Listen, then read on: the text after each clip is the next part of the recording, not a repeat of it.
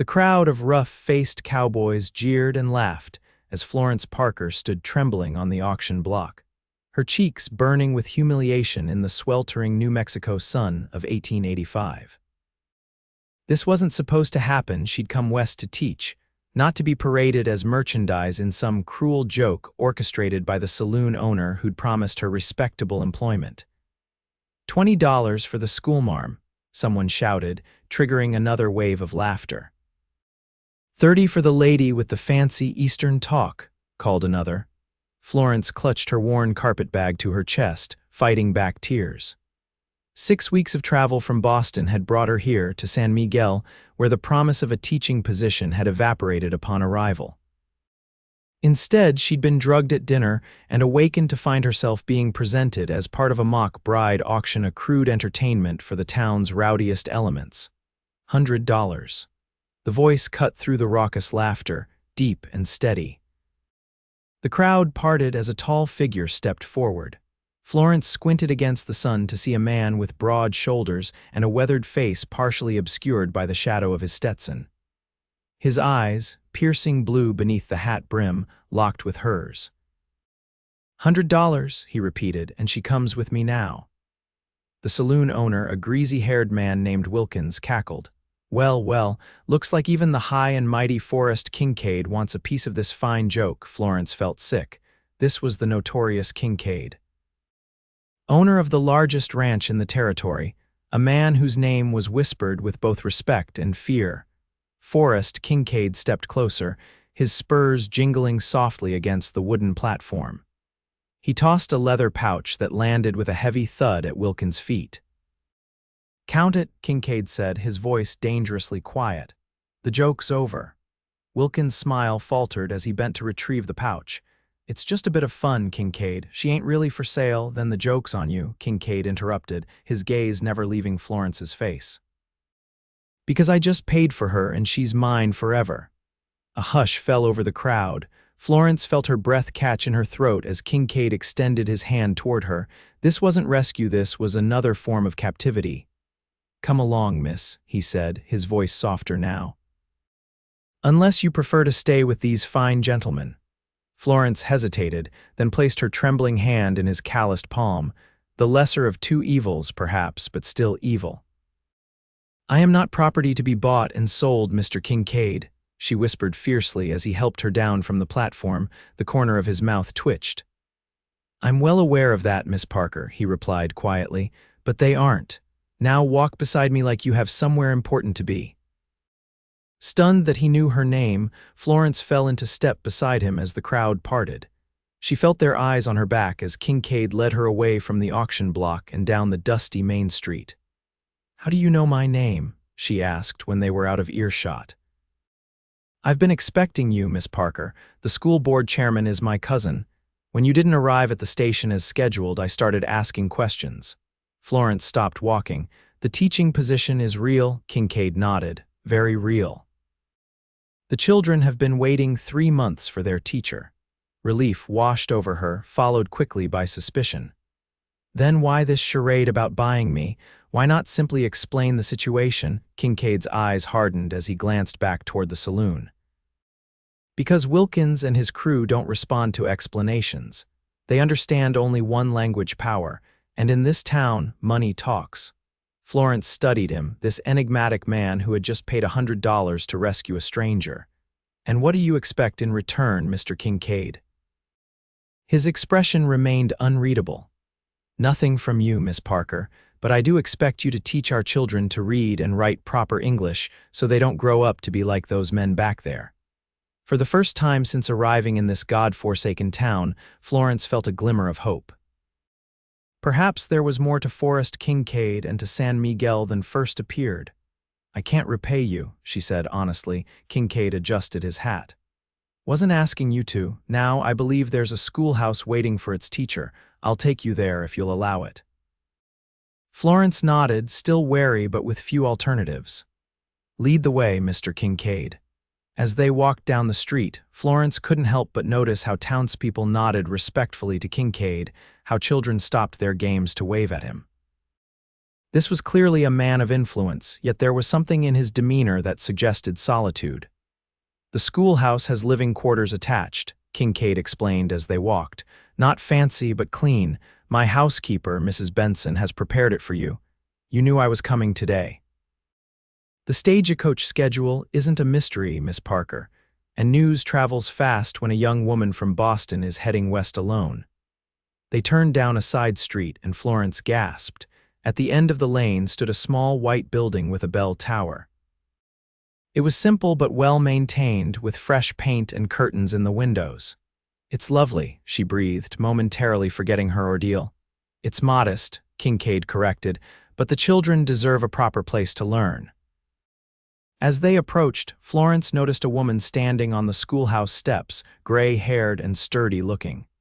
"That's Mrs. Benson," Kincaid said. "She'll help you get settled." Mrs. Benson hurried forward, her face creased with concern. "Thank the Lord you found her, Mr. Kincaid. When I heard what that snake Wilkins had done—" "It's taken care of, Mrs. Benson," Kincaid interrupted gently. "Miss Parker has had a trying journey, perhaps some tea and a chance to rest." The older woman nodded vigorously, taking Florence's carpetbag. Of course, come along, dear." "You look half dead on your feet," Florence turned to Kincaid. "Thank you, Mr. Kincaid. I don't know how, no thanks necessary," he said, tipping his hat. "School starts Monday morning. 27 pupils, ages 6 to 16. I trust that won't be a problem." Despite her exhaustion, Florence straightened her shoulders. "Not at all. Teaching is what I came to do." Something like approval flickered in his eyes. "Good. Mrs. Benson will see to your needs. If you require anything else, the Kincaid Ranch is 3 miles north of town." With that, he turned and walked away, his tall figure soon disappearing around the corner. Florence watched him go, unsure whether to feel relieved or abandoned. "Come along, Miss Parker," Mrs. Benson urged gently. "Let's get you inside before any more trouble finds you."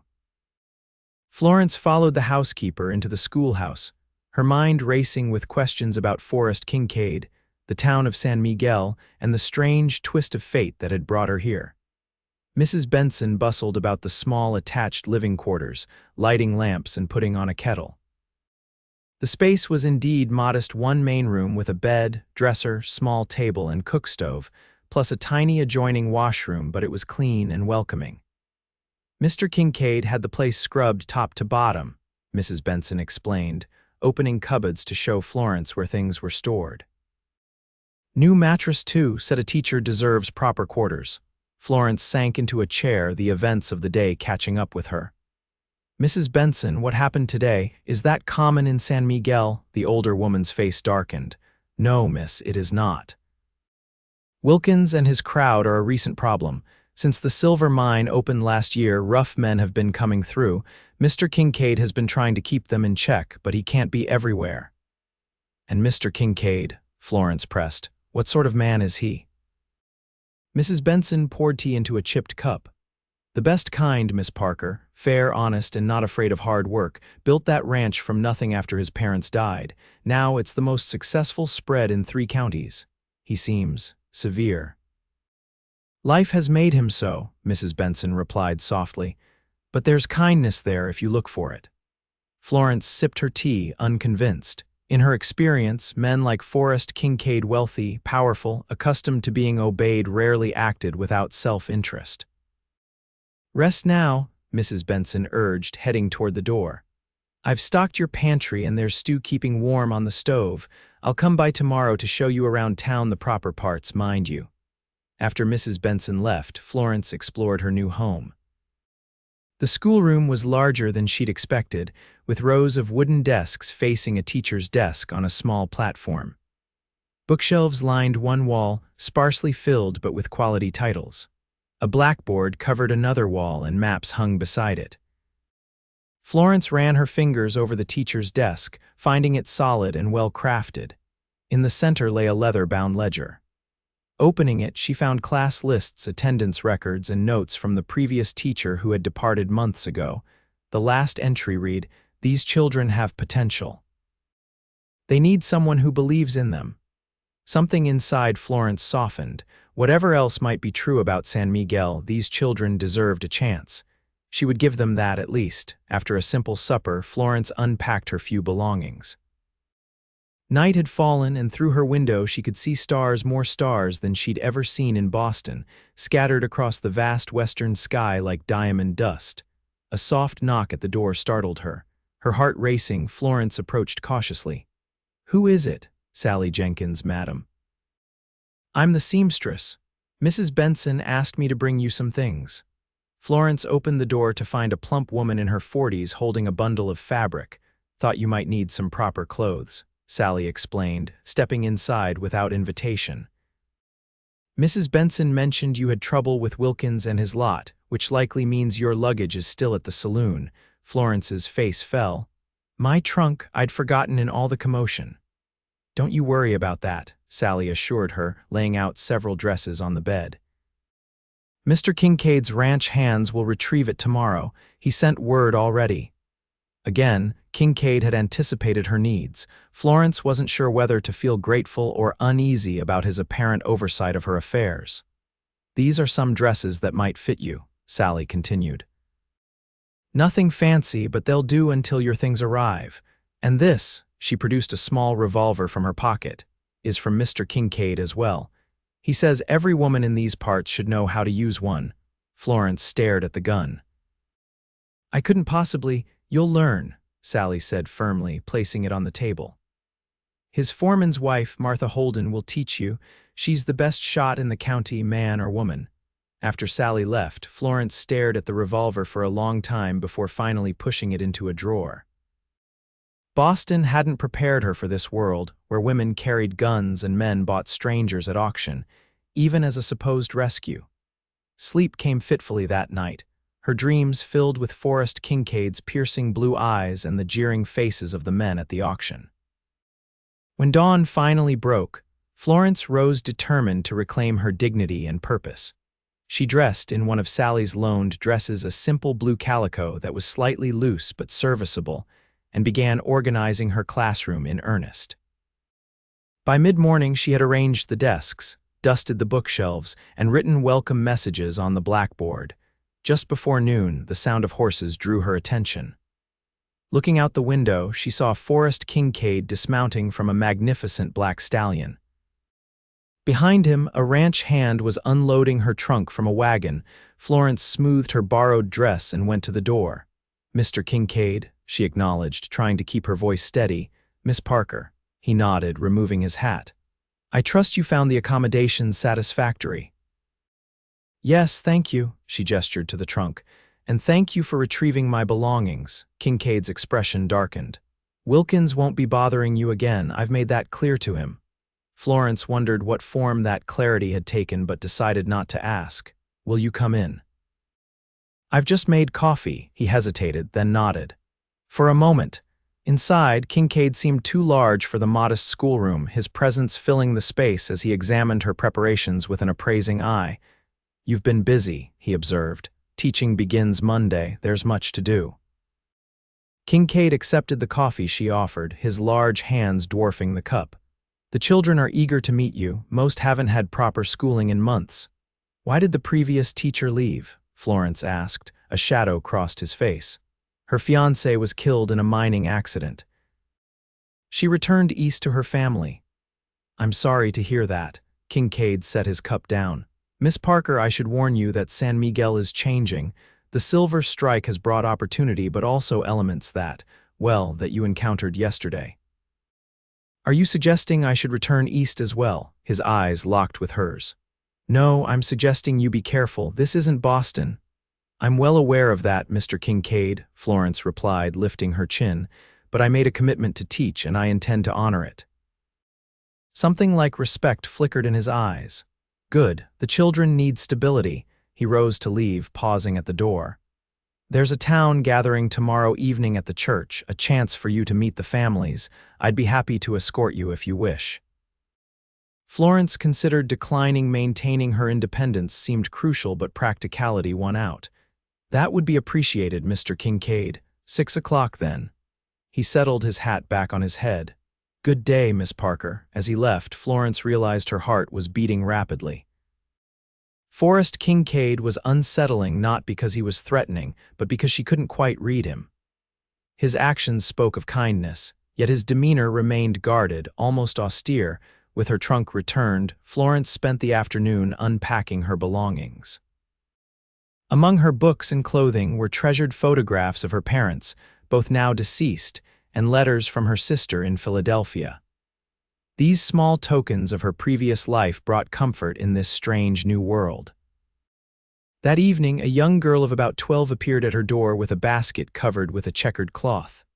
"Ma sent supper," the girl announced. "I'm Emma Holden. My pa works for Mr. Kincaid." "That's very kind, Emma," Florence smiled, inviting her in. "Will you be in my class?"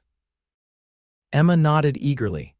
"Yes, madam, I love reading. Pa brings me books whenever he goes to Santa Fe." Florence felt a surge of enthusiasm. "Perhaps you could help me on Monday. It would be nice to have an assistant who knows the other children." The girl's face lit up. "I'd be honored, Miss Parker." They chatted as Florence ate the delicious stew and cornbread Emma had brought. The girl was bright and articulate, telling Florence about the other students, the town, and, inevitably, about Forrest Kincaid. "Everyone respects Mr. Kincaid," Emma explained. "When the drought came 2 years ago, he shared his water rights with the smaller ranches. Pa says he could have bought them all out for pennies, but instead he helped them survive." "He sounds quite noble," Florence remarked, surprised by this information. Emma nodded vigorously. "He is. And he funded the schoolhouse himself. Said education was too important to wait for government money." This glimpse of Kincaid through a child's eyes intrigued Florence. Perhaps there was more to the stern rancher than she'd initially thought. After Emma left, Florence prepared for bed, her mind drifting to the town gathering tomorrow and the prospect of seeing Forrest Kincaid again. Despite her determination to remain professional and detached, she found herself wondering about the man behind those piercing blue eyes. Sunday dawned clear and bright. Florence attended morning church service, where Reverend Walsh introduced her to the congregation. The townspeople seemed genuinely pleased to have a teacher again, though she noticed curious glances and whispers, undoubtedly related to her dramatic arrival. After church, Mrs. Benson appeared to help Florence prepare for the evening gathering. "It's an important night," the housekeeper explained, laying out Florence's best dress, a modest navy blue with white trim. "First impressions matter here." "I believe my first impression was made at an auction block," Florence said dryly. Mrs. Benson clucked her tongue. "All the more reason to show them who you really are tonight." By 5:30, Florence was dressed and ready, her auburn hair pinned up neatly, her mother's cameo at her throat. She felt both excited and nervous about facing the community properly for the first time. Precisely at 6, a knock came at her door. Forrest Kincaid stood on her step, dressed in a clean black suit that emphasized his broad shoulders. His typically windswept hair was combed neatly, and he'd shaved his stubble, revealing a strong jawline. "Good evening, Miss Parker," he said, his eyes briefly taking in her appearance. "You look lovely." "Thank you, Mr. Kincaid," she replied, surprised by the compliment. "You're quite punctual." A hint of a smile touched his lips. "A man's word is his bond out here." He offered his arm, and Florence accepted it, feeling the solid strength of him as they walked toward the church. Several townspeople greeted them along the way, and Florence noted the respect in their voices when they addressed Kincaid. The church basement had been transformed with lanterns and wildflowers. Tables of food lined one wall, and a small group of musicians played in the corner. Nearly everyone from town seemed to be there. "Miss Parker?" Reverend Walsh approached, beaming. "We're so pleased you've joined our community. Let me introduce you around." For the next hour, Florence met dozens of people, parents of her future students, shopkeepers, ranchers, and their wives. Everyone was welcoming, though she noticed some of the women eyeing her curiously when she was with Kincaid. "Is something wrong?" she finally asked Sally Jenkins during a quiet moment. The seamstress laughed softly. "Not wrong, dear. It's just that Mr. Kincaid doesn't typically escort ladies to gatherings. He keeps to himself mostly. Some of the widows and spinsters have been trying to catch his eye for years." Florence felt her cheeks warm. "It's not like that. He's simply being kind to a newcomer." Sally raised an eyebrow but said nothing more. As the evening progressed, Florence found herself genuinely enjoying the company of her new neighbors. The food was delicious, the music lively, and the conversation engaging. Even Kincaid seemed more relaxed, occasionally offering a dry comment that made her smile. When the musicians struck up a waltz, Kincaid turned to her. "Would you care to dance, Miss Parker?" Florence hesitated. "I wouldn't want to give anyone the wrong impression." His eyes met hers steadily. "And what impression would that be? That there's something between us?" Kincaid considered this. "People will talk regardless, might as well give them something worth discussing." With that, he led her to the makeshift dance floor. His hand at her waist was firm but respectful, and he moved with surprising grace for such a large man. "You dance well, Mr. Kincaid," Florence observed. "My mother insisted," he replied. "Said no son of hers would stomp around like a buffalo." Florence laughed, surprised by this glimpse of his past. "She sounds formidable." She was. His expression softened slightly. "She would have liked you, I think." "Why is that? You don't back down easily." She respected backbone. As they turned around the floor, Florence became aware of the stairs following them. Clearly, Forrest Kincaid dancing with the new schoolteacher was noteworthy. "Everyone's watching," she murmured. "Let them," he replied, his voice low. "Perhaps they'll realize you're here to stay under my protection." Florence missed a step. "I don't need protecting, Mr. Kincaid." His eyes darkened. "Everyone needs allies in a new place, Miss Parker, even independent Boston schoolteachers." Before she could respond, the music ended. Kincaid released her, his face resuming its usual inscrutable expression. The remainder of the evening passed pleasantly, though Florence found herself increasingly aware of Kincaid's presence across the room as he spoke with local ranchers. Several times she caught him watching her, his gaze thoughtful. As the gathering wound down, Kincaid appeared at her side. Ready to return home, the walk back to the schoolhouse was quiet, the night air cool and fragrant with sage. Stars blazed overhead, and somewhere in the distance, a coyote called at her door. Florence turned to thank him. "I appreciate your escort tonight, Mr. Kincaid. It made introductions much easier." He nodded, his face half shadowed in the moonlight. "You made quite an impression." "The town is fortunate to have you." Something in his tone made her heart beat faster. "I hope to prove worthy of their trust." "You will." He paused, seeming to debate something internally. "Miss Parker, I wonder if you might join me for dinner at my ranch next Saturday. I'd like to discuss the school board's plans for the coming year." Florence knew she should decline. Maintaining professional distance seemed wise, but curiosity won out. "That would be acceptable, thank you. I'll send a carriage at 5. He tipped his hat. "Good night, Miss Parker." "Good night, Mr. Kincaid." As she watched him walk away, Florence acknowledged to herself that Forrest Kincaid was becoming more intriguing by the day. Whatever his motivations for helping her, she was beginning to believe they might be genuinely honorable. Monday morning arrived with a mixture of excitement and nerves. Florence rose early, dressed in her most professional attire, a crisp white shirtwaist and dark skirt, and prepared the classroom for her students. By 8 o'clock, children began arriving, some on foot from town, others on horseback or in wagons from outlying ranches and farms. They filed in shyly, taking seats and staring at their new teacher with undisguised curiosity. Emma Holden arrived early as promised, helping Florence learn names and organize the students by age and ability. By 9, all 27 pupils were seated, ranging from tiny 6-year-old twins to gangly teenagers nearing adulthood. "Good morning," Florence began, her voice steady despite her nerves. "I am Miss Parker, and I am honored to be your teacher." She spent the morning assessing their knowledge, discovering a wide range of abilities. Some of the older children read well but struggled with mathematics, others could barely write their names. All, however, seemed eager to learn, which heartened her greatly. At lunch, while the children ate in the schoolyard, Florence noticed a rider approaching Forrest Kincaid on his black stallion. He dismounted and tied his horse to the hitching post, then stood observing the children for a moment before approaching her. "How goes the first day, Miss Parker?" he asked, removing his hat. Very well, thank you, she replied. The children are bright and eager, he nodded, seeming pleased. I wanted to check that everything was satisfactory. Quite satisfactory, Mr. Kincaid, though we are short on readers for the younger children. Make a list of what you need, he said without hesitation. I'm sending a wagon to Santa Fe next week. Florence felt a flash of pride.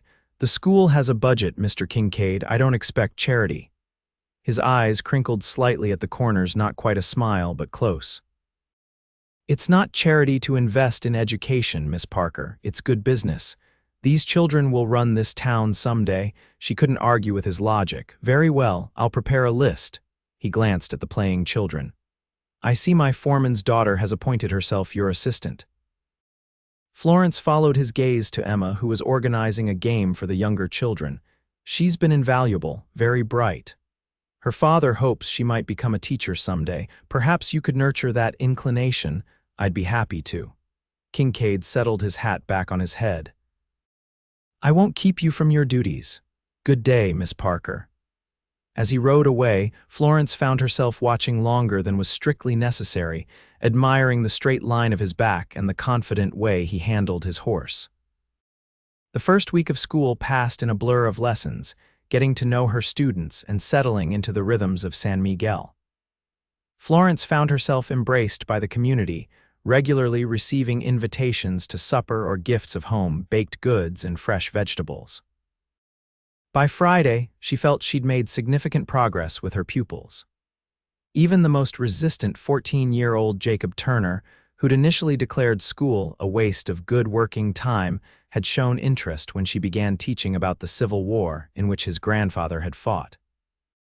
That afternoon, as the children were dismissed, Florence was surprised to find Sally Jenkins waiting outside.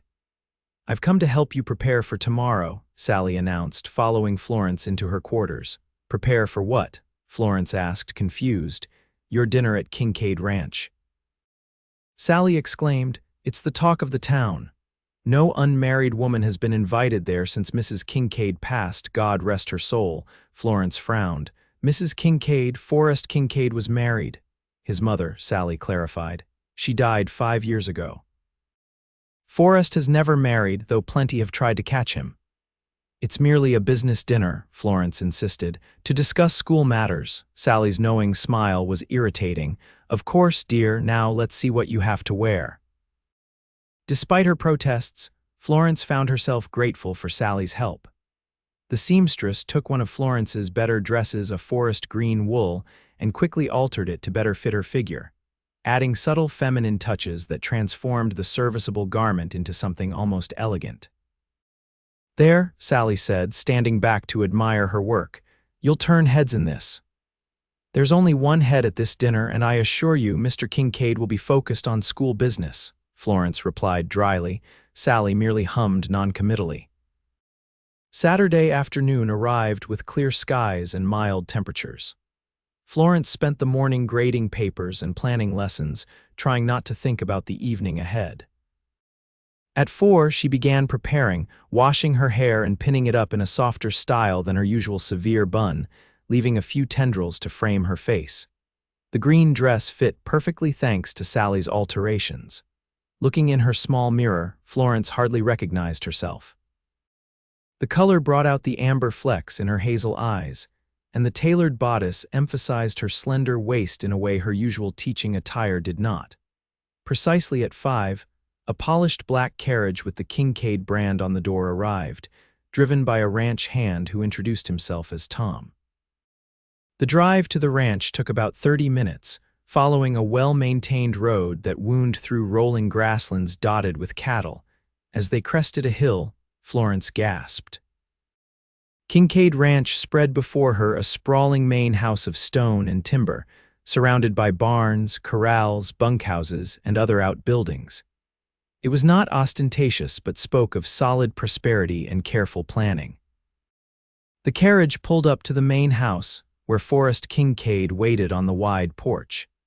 He wore dark trousers and a crisp white shirt, no tie or jacket, more casual than at the town gathering, but still impeccably groomed. "Welcome to Kincaid Ranch, Miss Parker," he said, helping her from the carriage. "It's magnificent," she admitted, taking in the view. From this vantage point, the land seemed to stretch forever with mountains blue in the distance. "It's home," he replied simply.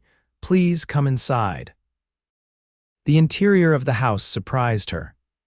Instead of the bachelor quarters she had expected, she found a well-appointed home with comfortable furniture, bookshelves filled with volumes, and tasteful artwork. A large stone fireplace dominated the main room, with mounted antlers above the mantel and a bearskin rug on the floor. "This is lovely," she said honestly. "My mother's influence," Kincaid explained, leading her to a sitting room. She believed that civilization required certain comforts, even in the wilderness. A middle-aged Mexican woman appeared, smiling warmly. "Señorita Parker, welcome. I am Alina, the housekeeper." "Alina has been with us since I was a boy," Kincaid said. "She keeps everything and everyone in line." Alina served them sherry in the sitting room before announcing that dinner would be ready shortly. Florence sipped the sweet liquor, feeling slightly out of her depth in these elegant surroundings. "Your ranch is quite impressive, Mr. Kincaid," she said. "How long has your family been here?" "My father claimed this land in '55, just after the war with Mexico. I was born here in '57. He gazed out the window at his domain. "He died when I was 16. I've been running things since then." "That's a heavy responsibility for one so young," he shrugged. "It was necessary." "My mother needed me." Alina announced dinner, and Kincaid escorted Florence to a dining room where a table was set with fine china and silver. Candles cast a warm glow over the room. "This seems rather formal for a business discussion," Florence observed as he held her chair. A ghost of a smile touched his lips. Alina insisted, "We don't entertain often." The meal was excellent roast beef, potatoes, fresh vegetables, and homemade bread. Conversation flowed more easily than Florence had expected. Kincaid asked thoughtful questions about her teaching methods and listened attentively to her assessments of the students. "Emma Holden shows particular promise," Florence told him. "With proper guidance, she could certainly become a teacher herself someday." Kincaid nodded. "I'll speak with her father about continuing her education beyond what San Miguel can offer." "That's very generous. It's practical. We need educated young people to build this territory's future." As they enjoyed apple pie and coffee, Florence gathered her courage to ask the question that had been bothering her. "Mr. Kincaid, why did you really help me that day at the auction?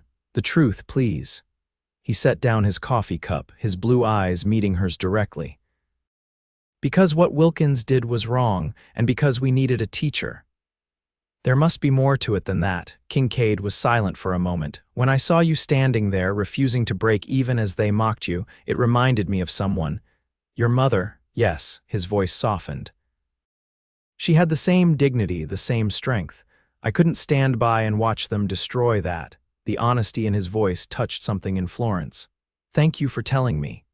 After dinner, Kincaid suggested a tour of the house. Florence accepted, curious to see more of this unexpected home.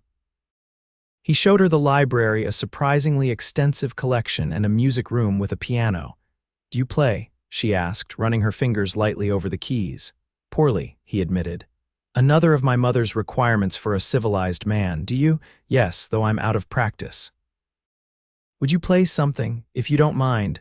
Florence sat at the piano, tentatively at first, then with growing confidence as she played a simple Chopin nocturne. When she finished, she looked up to find Kincaid watching her with an unreadable expression. "That was beautiful," he said quietly. "This house hasn't had music in it for too long." Something in his tone made Florence's heart beat faster. There was loneliness there, carefully hidden but unmistakable to someone who had felt it herself. "Perhaps we could arrange music lessons for some of the students," she suggested. "If you wouldn't mind lending the piano occasionally." "I think that could be arranged." He offered his arm. "Would you like to see the garden? The evening is mild." Outside, the garden was a surprise, a carefully tended oasis of flowers, herbs, and fruit trees, enclosed by a low stone wall. "Another of my mother's creations," Kincaid explained as they walked along gravel paths. "She said the land gives us cattle and grain, but a garden feeds the soul." "She sounds remarkable." She was. He paused beside a rose bush. She would have enjoyed having another educated woman to talk with. There are few enough out here. As they completed their circuit of the garden, Florence realized how comfortable she felt in Kincaid's company. His initial severity had softened, revealing a thoughtful, intelligent man with unexpected depths. "Thank you for this evening," she said as they returned to the house. "It's been illuminating. In what way?" he asked, genuinely curious. "I think I understand you better now, Mr. Kincaid." He raised an eyebrow. "And what have you concluded?" "That there's more to you than the stern rancher who rescued me from an auction block." The corner of his mouth lifted. "Perhaps there's more to both of us than first appearances suggest, Miss Parker." The ride back to town was quiet, Florence lost in thought about the evening and the complex man who had hosted her.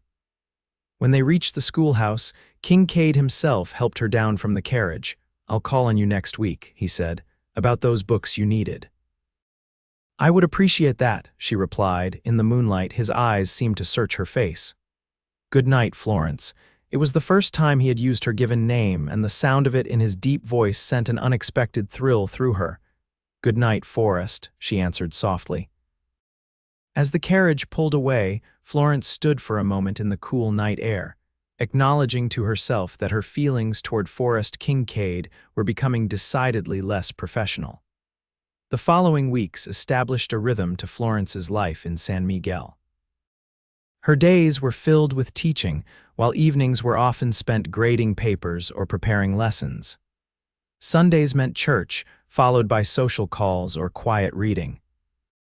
Forrest Kincaid became a regular visitor to the schoolhouse, ostensibly to discuss educational matters, but increasingly to simply enjoy her company. Sometimes he brought books from his library that he thought might interest her, other times, fresh vegetables or fruit from his garden. The town noticed, of course. Florence overheard whispers and caught knowing looks when Kincaid's name was mentioned.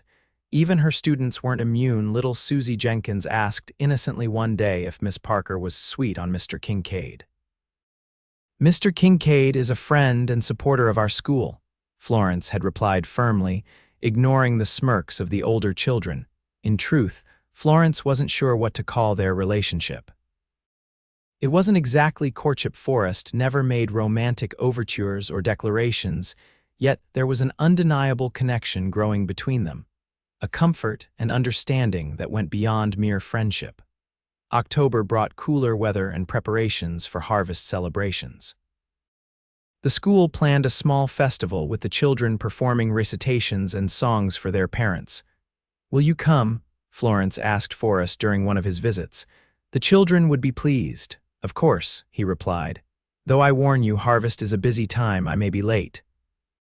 On the day of the festival, the schoolhouse was decorated with autumn leaves and corn stalks. Parents crowded the small building, beaming with pride as their children performed. Florence watched from the side, her heart full at seeing the progress her students had made. As the final song ended, Florence glanced toward the door, disappointed not to see Forrest among the audience. He had warned her he might be late, but she had hoped.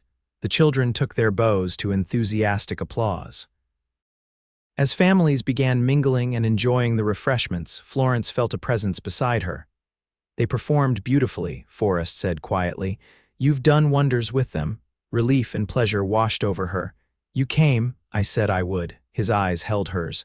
"I keep my promises, Florence." Something in his gaze made her breath catch. Before she could respond, parents began approaching to congratulate her, and the moment passed. Later, as the gathering dispersed, Forrest helped her tidy the schoolroom. They worked in companionable silence, straightening desks and collecting forgotten items. "I have something for you," he said finally, reaching into his coat pocket. He withdrew a small book bound in blue leather. Florence took it curiously. "Tennyson's Poems," she read, opening the cover. "First edition, Forrest, this is too valuable. It was my mother's favorite," he interrupted. "She would want someone to appreciate it who understands its worth." Touched beyond words, Florence traced the gilt lettering on the spine. "Thank you, I'll treasure it." They stood close, the schoolroom quiet around them. Forrest reached out slowly, tucking a strand of hair behind her ear, his fingers lingering against her cheek. "Florence," he began, his voice low. The door burst open. "Miss Parker." You forgot your— Emma Holden stopped abruptly, her eyes widening at the scene before her. Oh, I'm sorry. Forrest stepped back, his expression carefully neutral. Good evening, Emma, I was just leaving. The girl looked from one adult to the other, a knowing smile spreading across her face. Yes, sir. Good night, sir. Good night, Miss Parker. After Emma departed, an awkward silence fell. Whatever moment had been building between them had shattered. I should go, Forrest said finally. It's getting late. Florence nodded, uncertain what to say. Thank you again for the book. He tipped his hat, his eyes still holding hers. Good night, Florence. As she watched him ride away, Florence pressed the book of poems to her chest, wondering what might have happened if Emma hadn't interrupted. November brought the first snow, transforming San Miguel into a winter wonderland. School continued, though attendance became sporadic when weather made travel difficult from outlying ranches. Florence found herself thinking of Forrest often. Since the night of the festival, something had shifted between them, a new awareness, a tension that was both thrilling and unsettling. Their conversations now held pauses filled with unspoken thoughts. Their glances lingered longer than necessary. Yet neither seemed willing to bridge the final gap between friendship and something more. The first major blizzard of the season struck on a Tuesday afternoon. Florence had just dismissed her students early, urging them to hurry home before the storm worsened, when Forrest appeared at the schoolhouse door, snow dusting his shoulders and hat. I've come to take you to the ranch, he announced without preamble. This storm is worse than expected. It's not safe for you to stay here alone. Florence glanced out the window at the thickening snow. Surely it will pass by morning. This isn't a Boston snowfall, Forrest said grimly. The weatherwise are predicting 3 days of this, maybe more. Your stove won't keep up, and if the roof leaks or a window breaks, you could freeze before anyone could reach you. His concern was genuine, Florence could see that. Still, she hesitated. It wouldn't be proper, propriety matters less than survival out here, he interrupted. Elena is at the ranch. Your reputation will remain intact. In the end, practicality won out. Florence quickly packed a small bag with essentials, wrapped herself in her warmest cloak, and allowed Forrest to help her into his sleigh. The journey to the ranch was harrowing. Wind drove snow horizontally across the landscape, reducing visibility to mere yards. Florence huddled beneath buffalo robes, grateful for Forrest's solid presence beside her as he guided the horses through the growing drifts. By the time they reached the ranch, darkness had fallen and the storm had intensified. Elena met them at the door, clucking with concern as she helped Florence remove her snow-covered garments. You are half frozen, señorita, the housekeeper scolded gently. Come, I have prepared a room for you with a fire already burning.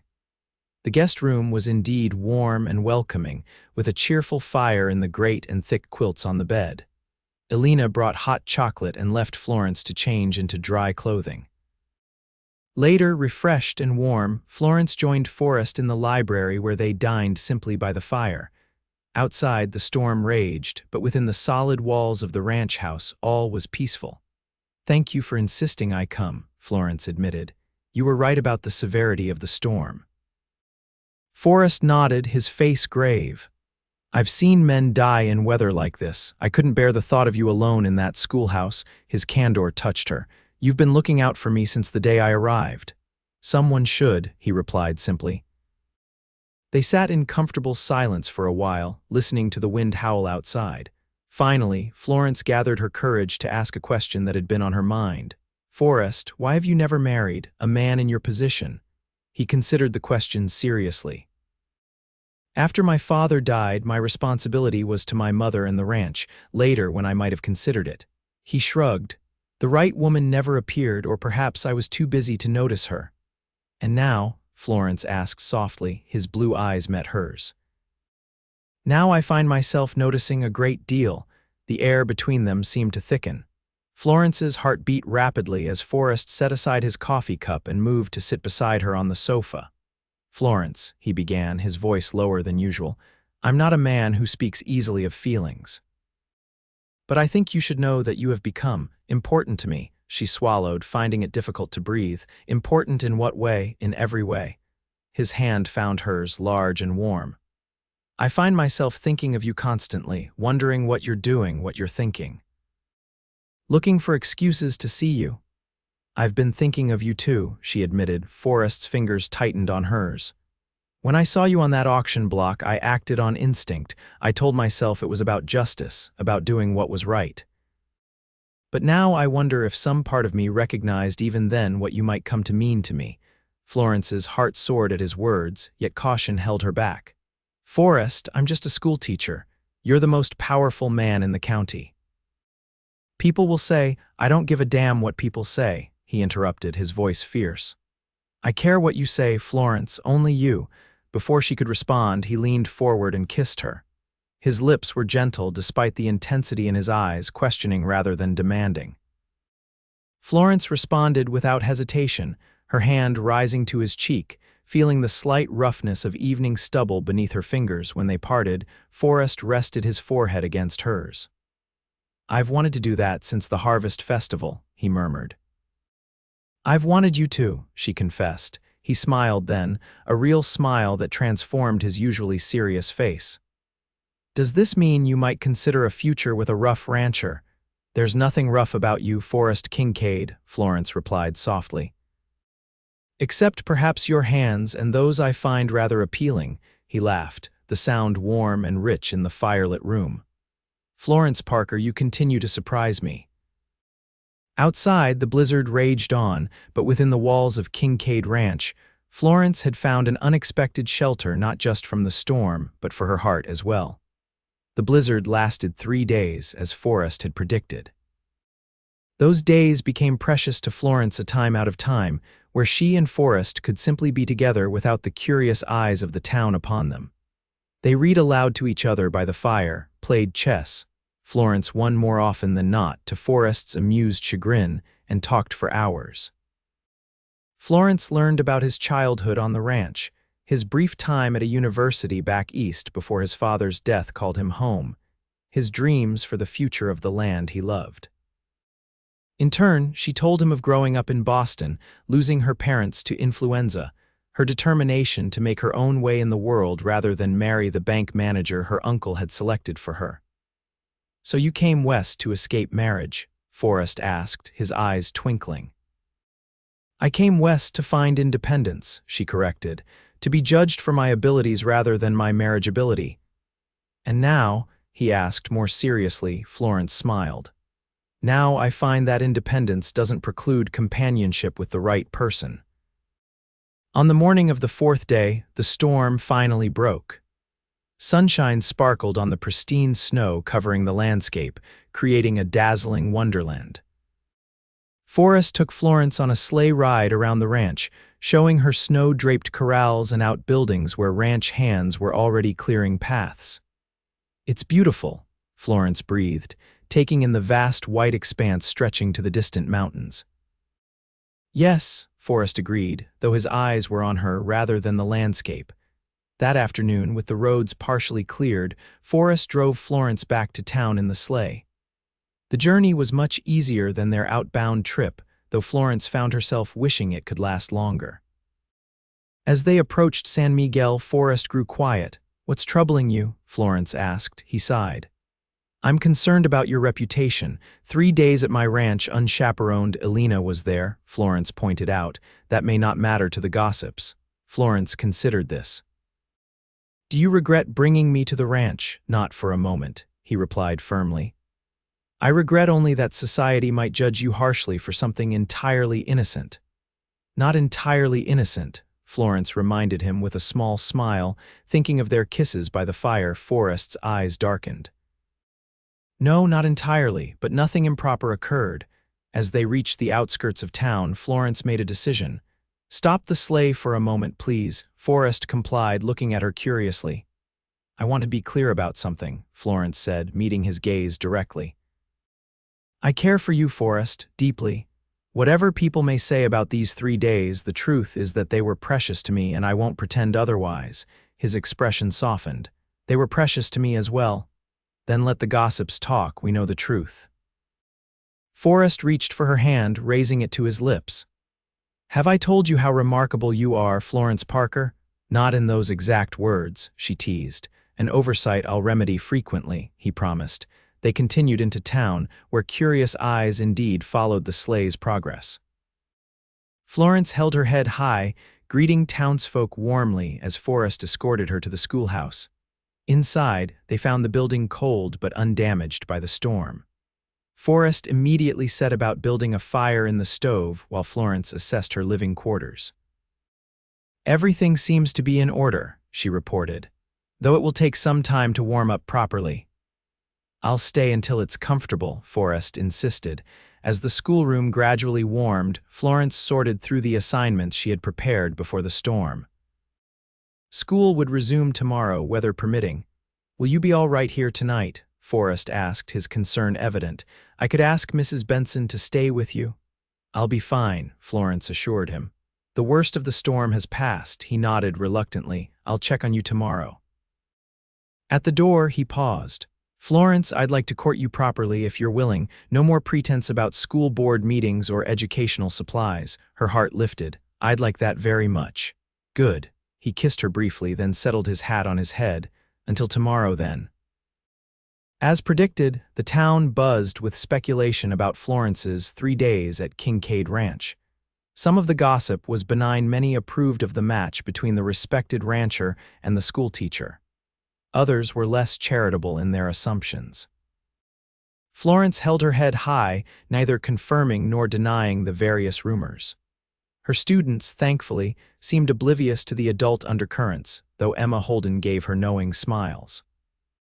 Forrest called at the schoolhouse every day that week, making his intentions clear to anyone who cared to observe. On Saturday, he escorted Florence to dinner at the hotel dining room, the finest establishment in San Miguel, where they were visible to all. "Are you trying to make a statement?" Florence asked, amused by his deliberate public attention. "Several," he replied. "That I respect you enough to court you openly, that I won't tolerate gossip that impugns your character, and that I consider myself the luckiest man in the territory to be sitting across from you." Florence blushed. "You're becoming quite poetic, Mr. Kincaid. Your influence, Miss Parker." His eyes crinkled. "You've introduced dangerous elements of literature into my life." Their courtship progressed steadily through the winter months. Forrest attended church with Florence on Sundays, took her on sleigh rides when weather permitted, and frequently invited her to the ranch for dinners that Alina prepared with increasing elaboration. Florence found herself falling deeper in love with this complex man who could be stern with wayward ranch hands one moment and gentle with children the next. She discovered his dry sense of humor, his passion for justice, his surprising knowledge of literature and history gained through years of reading in his isolated ranch house. For his part, Forrest seemed to bloom under Florence's influence. He smiled more frequently, engaged more with the townspeople, and even agreed to read to the younger children at school occasionally.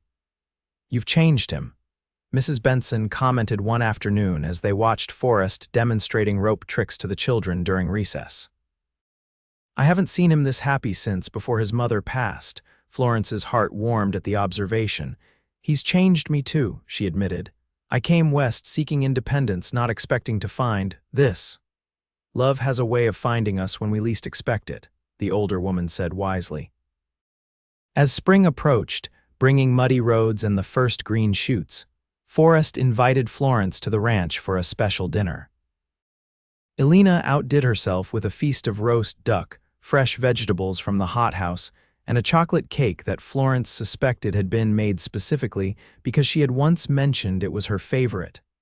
After dinner, Forrest suggested a walk. Though the evening was cool, the sky was clear, stars beginning to appear in the darkening blue. "The ranch looks different in spring," Florence observed as they strolled past corrals where new calves frolicked on spindly legs. "Everything is reborn," Forrest agreed. "New beginnings." He led her to a small hill overlooking the ranch house and buildings. In the distance, the mountains were still snow-capped, glowing pink in the last light of sunset. "I come here sometimes to think," Forrest said, "to remind myself of what my parents built, what I'm responsible for." "It's a magnificent legacy," Florence replied. "It is." He turned to face her, taking both her hands in his. But a legacy needs a future, Florence, someone to build upon what came before. Her heart began to race as he dropped to one knee before her. Florence Parker, I love you. You came into my life unexpectedly, but now I can't imagine it without you. Will you marry me? Will you help me build that future here? Tears of joy filled Florence's eyes. Yes, Forrest, yes, I will marry you. He rose and pulled her into his arms, kissing her with a passion that left her breathless. When they finally parted, he reached into his pocket and withdrew a small box. This was my mother's, he said, opening it to reveal a sapphire ring surrounded by small diamonds. She made me promise to give it only to a woman worthy of it, a woman of intelligence, strength, and kindness. As he slipped the ring onto her finger, Florence felt a sense of rightness, of coming home. I'll try to be worthy of it, she whispered. You already are, he assured her, kissing her again beneath the starry sky. They agreed to marry in June, after the school term ended. The announcement caused a flurry of excitement in San Miguel. Florence's students were particularly thrilled, especially when Forrest suggested they might help with the preparations. Will you still be our teacher after your Mrs. Kincaid? Little Susie Jenkins asked anxiously. Of course, Florence assured her. Being married doesn't mean I'll stop teaching. Unless there are little Kincaids to look after, Emma Holden teased, causing Florence to blush and the older children to giggle. Preparations for the wedding occupied much of Florence's free time. Sally Jenkins and other town women helped her create a trousseau, while Alina and Mrs. Benson took charge of planning the reception, which would be held at the ranch. Through it all, Florence marveled at how completely her life had transformed in less than a year. From the humiliation of that first day on the auction block to becoming the future Mrs. Forrest Kincaid, it seemed almost like a dream. Do you ever think about that day we met? She asked Forrest one evening as they sat on the schoolhouse steps, watching the sunset. Often, he admitted. Though not with pleasure given how you were being treated.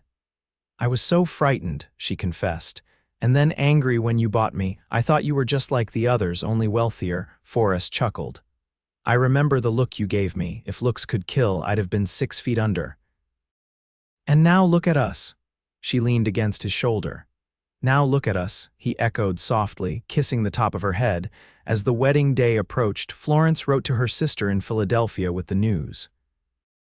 The reply came swiftly. Elizabeth was delighted and promised to attend the ceremony, though she expressed surprise at Florence's change of heart regarding marriage. You always swore you'd never marry, her sister wrote. This Forrest Kincaid must be quite remarkable to have changed your mind so completely. Reading the letter to Forrest one evening, Florence smiled at his raised eyebrow. Was that true? He asked. You swore never to marry. I swore never to marry for convenience or security, she clarified. I never expected to find a man I could love as an equal, who would respect my mind as well as my heart. And have you? He asked, his eyes serious. Florence touched his cheek gently. Beyond my wildest dreams. The day before the wedding, Florence's sister arrived on the stagecoach, bringing trunks of gifts and embraces from family back east. Elizabeth Parker was like an older version of Florence, auburn-haired and slender, but with a more outgoing personality. So this is the Wild West, she exclaimed, looking around the town with interest. And where is this paragon who captured my independent sister's heart? As if on cue, Forrest appeared, riding down the main street toward them.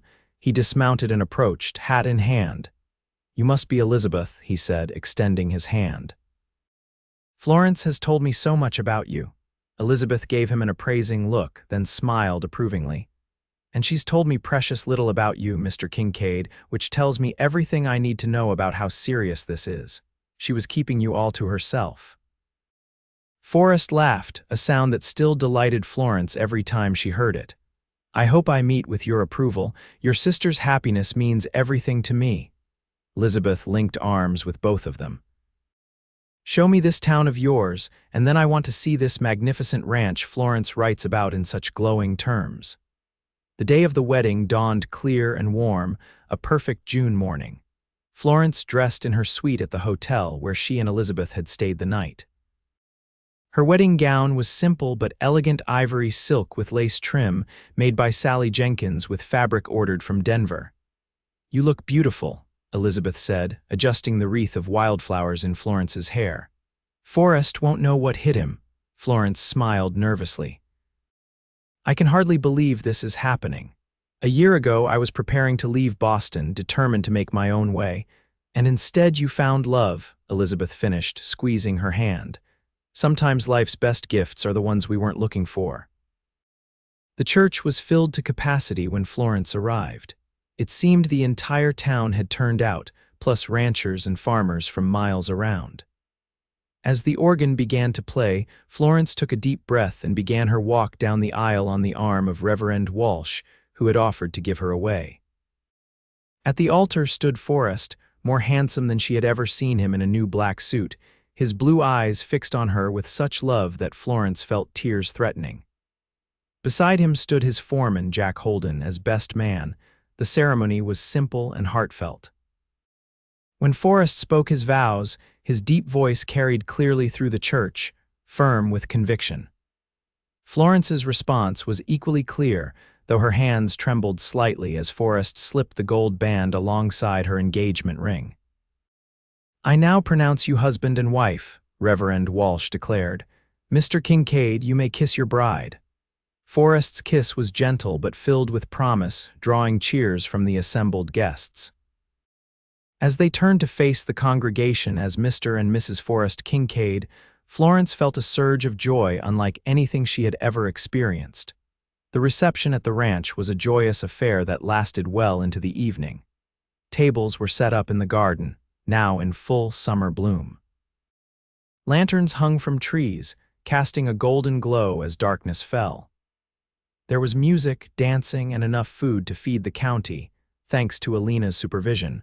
Forrest kept Florence close throughout the celebrations, his hand often finding hers as they greeted guests and accepted congratulations.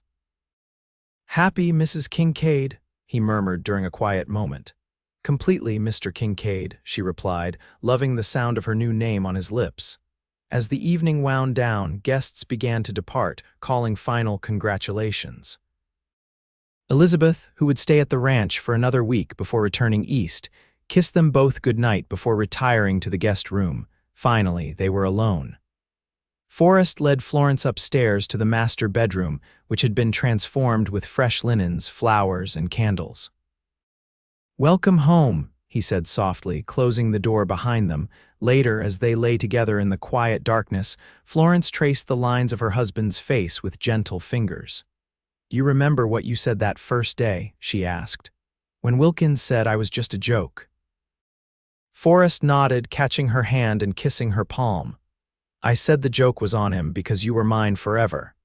"Did you mean it even then?" she wondered. "Not consciously," he admitted. "But something in me recognized you, Florence, something knew you were meant to be here with me." She nestled closer to him. "I'm glad you rescued me that day, even if I was too proud to admit it at the time." "I'm glad you stayed," he replied, "even when you had every reason to leave this town and never look back."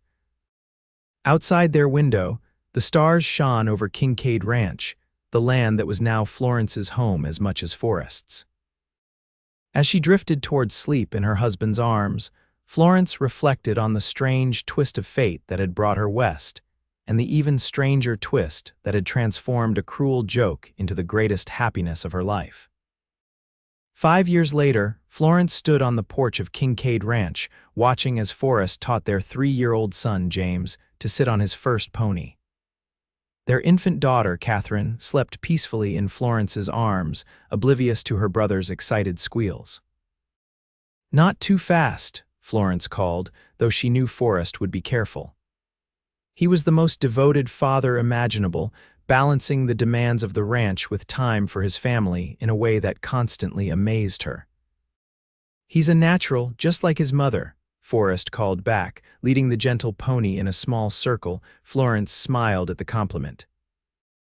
She had indeed taken to riding with unexpected enthusiasm after moving to the ranch, often accompanying Forrest on his rounds when weather and children permitted. The ranch had prospered under their joint stewardship. Florence's education and organizational skills complemented Forrest's practical knowledge and leadership. Together, they had expanded operations, improved breeding stock, and even started a small dairy that supplied butter and cheese to San Miguel and neighboring communities. The school continued to thrive as well. Florence had trained Emma Holden as her assistant, and the young woman now taught the younger children 3 days a week, allowing Florence to balance teaching with motherhood and ranch responsibilities. San Miguel itself had grown, becoming a respectable town rather than a rough frontier outpost. The silver mine that had once brought troublemakers like Wilkins was now properly managed, providing steady employment and attracting families rather than drifters. Wilkins himself had departed years ago after his saloon burned down under mysterious circumstances. Some said he had fled to avoid debts, others whispered that Forrest Kincaid had finally lost patience with the man's corrupt influence. Whatever the truth, few mourned his departure. As James's riding lesson concluded, Forrest lifted the boy from the pony and set him on his shoulders for the walk back to the house. Florence's heart swelled at the sight of them, her tall, strong husband and their tousle-haired son, so alike in their serious expressions and occasional flashes of unexpected humor. "Successful lesson?" she asked as they mounted the porch steps. "Very," Forrest confirmed, lowering James to the floor. "He'll be outridden me before long." "Mama, I rode Scout all by myself," James announced proudly. "I saw, darling, you were very brave." The boy beamed, then dashed inside, presumably to tell Alina about his achievement. The housekeeper had become a beloved grandmother figure to the children, spoiling them with cookies and stories in equal measure. Forrest stepped closer, wrapping his arm around Florence's waist and peering down at their sleeping daughter. "How's our little miss?" "Perfect," Florence replied. "She's been sleeping for an hour." Forrest brushed a gentle finger across the baby's downy head, then pressed a kiss to Florence's temple. "And how are you, Mrs. Kincaid?" "Never better, Mr. Kincaid." They stood together for a moment, looking out over their domain. Spring calves dotted the nearest pasture, new foals frolicked in the corral, and in the distance, ranch hands moved cattle toward summer grazing grounds. "Did you ever imagine this?" Forrest asked softly. "That day on the auction block," Florence shook her head. "Never. I thought my life was over before it had properly begun, and I thought I was simply doing what was right," he mused. "I had no idea I was actually saving my own future." "The joke was on both of us, it seems," Florence said with a smile. Forrest turned her gently toward him, careful of the baby between them. "Best joke of my life," he murmured, before capturing her lips in a kiss that, even after 5 years, still made Florence's heart race. From inside the house came the sound of James's laughter, followed by Alina's indulgent voice. The baby stirred against Florence's chest, making small, snuffling sounds as she began to wake. All around them, the ranch continued its daily rhythms, horses nickering, cattle lowing, the distant call of a ranch hand to his companions. This was their world now, not just Forrest's legacy, but something they had built together. Something they would pass on to James and Catherine, and perhaps other children yet to come. As they walked into the house together, Florence reflected that sometimes the cruelest beginnings could lead to the most beautiful destinations. What had started as a humiliating joke had transformed into a life richer and more fulfilling than anything she could have imagined. And it was a life that was just beginning.